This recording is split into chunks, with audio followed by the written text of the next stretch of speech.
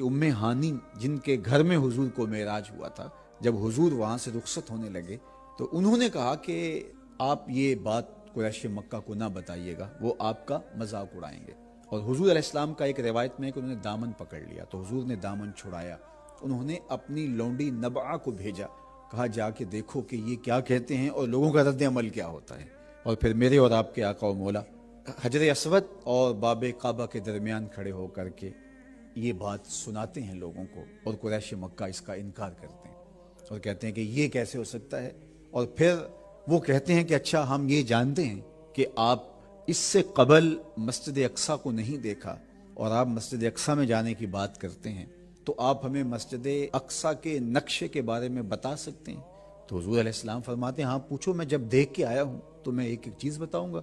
तो उन्होंने वो चीज़ें पूछना शुरू कर दी जो आदतन आदमी देखने का मिजाज नहीं रखता।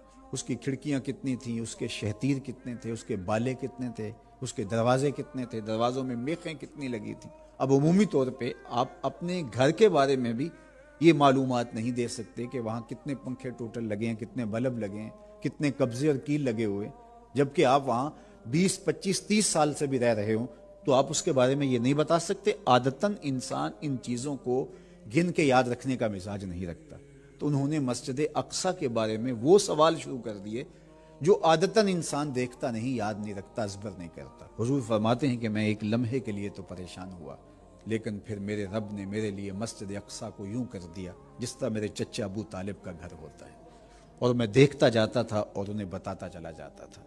तो कहने लगे, बहरहाल नक्शा बयान करने में तो आप बड़े माहिर निकले, चूंकि आपने ये ऐलान करना था इसलिए पहले से कोई माहिर शख्स भेज के सारी तफसीलात मंगवाई हैं, उन्हें अज़बर किया है और हमारे पूछने पर आपने बता दिया।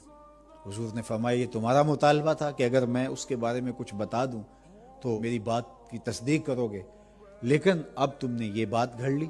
तो ये अगर बात ख्वाब की होती तो ये सब कुछ ना होता। तो ये सब कुछ इसलिए हुआ कि हुजूर ने जागते हुए ये मंजर देखने की बात कही थी। ख्वाब में तो आप भी बहुत कुछ देख लेते हैं, मैं भी बहुत कुछ देखता हूँ, और हम जब बयान करते हैं तो कोई इनकार भी नहीं करता। तो हुजूर अलैहिस्सलाम ने अगर मस्जिद हराम से मस्जिद अक्सा जाने की बात की थी और फिर उससे आगे जाने की कहानी सुनाई थी, तो अगर ये ख्वाब की कहानी थी तो इस पर इनकार क्यों हुआ। तो ये हुजूर ने जागते हुए जाने का कहा था।